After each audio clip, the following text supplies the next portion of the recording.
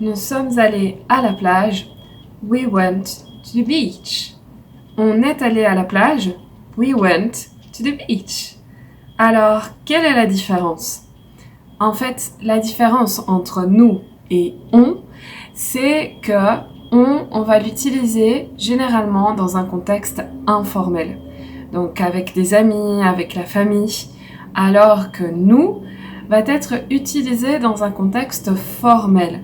Donc avec des supérieurs hiérarchiques, des inconnus ou dans un discours formel comme un discours présidentiel ou alors un discours en entreprise ou pour une association.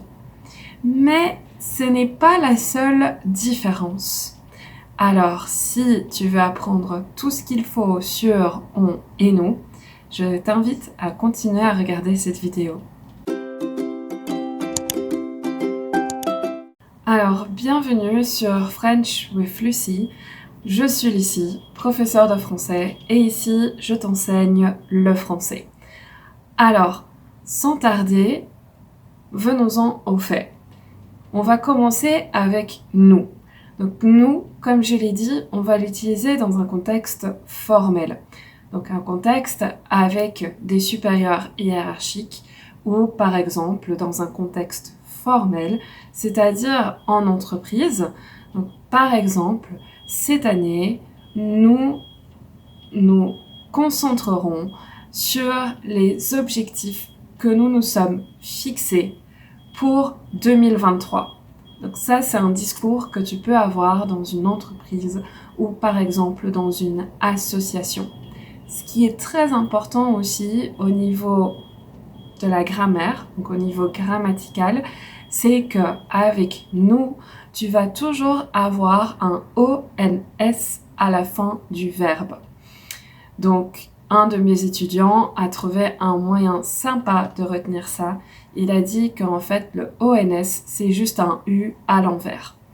Du coup, si ici nous prenons le verbe, par exemple, étudier ou travailler, et qu'on le conjugue à tous les temps, nous aurons toujours un ONS. Au présent, nous travaillons.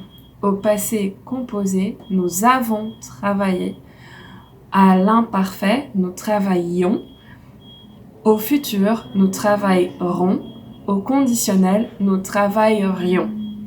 Donc tu vois, là, il y a toujours un ONS. Passons maintenant à on. Le pronom on, comme je l'ai dit au début de la vidéo, est utilisé comme un équivalent de nous. Donc ça veut dire nous, mais on va l'utiliser dans un contexte informel, c'est-à-dire avec la famille, avec des amis, quand tu as une conversation informelle. Par exemple, si tu racontes tes vacances à quelqu'un, à un ami ou à un membre de ta famille, tu peux dire « on est allé à la plage », on s'est bien amusé, on a été ravis de faire de nouvelles rencontres et on a bien mangé. Donc là, tu vois, ce on est à chaque fois utilisé pour dire nous, mais dans un contexte informel. Ce qui est intéressant, c'est que du point de vue grammatical, ou du point de vue de la grammaire, ce on est toujours conjugué à la troisième personne du singulier. Donc comme il ou elle. Si nous prenons de nouveau le verbe travailler, tu vas voir qu'on va dire on travaille, on a travaillé, on travaillait, ensuite on travaillera et on, l'autre temps, c'était le conditionnel, on travaillerait. Donc ici, tu peux faire le parallèle avec nous. Donc tu vas toujours avoir la conjugaison comme il, elle, donc la troisième personne du singulier. Ensuite, ce qui est très important aussi, c'est qu'on va l'utiliser uniquement à l'oral.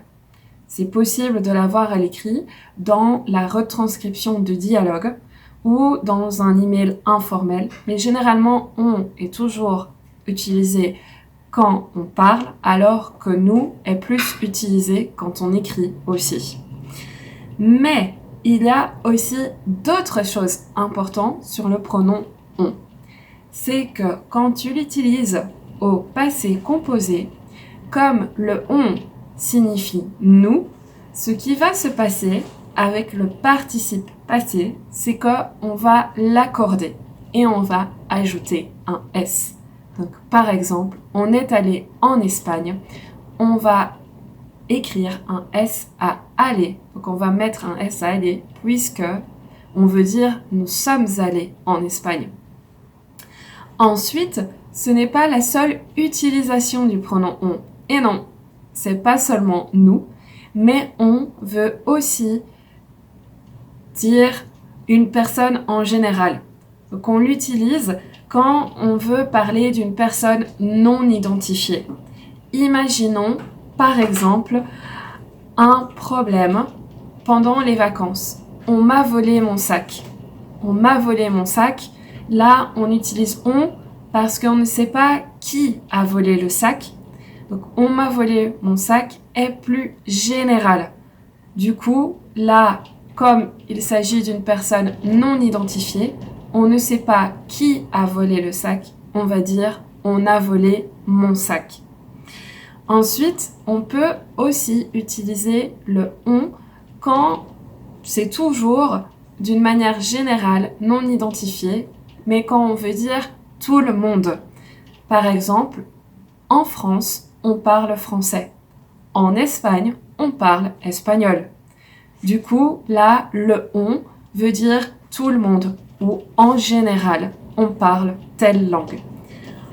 Ensuite, là, dans ce cas-là, il n'y a pas d'accord, puisque là, ça ne signifie pas nous, mais ça signifie tout le monde ou une personne non identifiée. Alors, est-ce que tu as tout compris ? J'espère. Si tu as encore des doutes ou si cette vidéo t'a aidé, donc je fais le signe comme ça, tu peux m'écrire un commentaire ou bien laisser un like ou aimer cette vidéo en français. Et la prochaine vidéo, je t'expliquerai la différence entre nous et tu, qui est un peu similaire, mais ça sera dans la prochaine vidéo. Alors abonne-toi. Au revoir!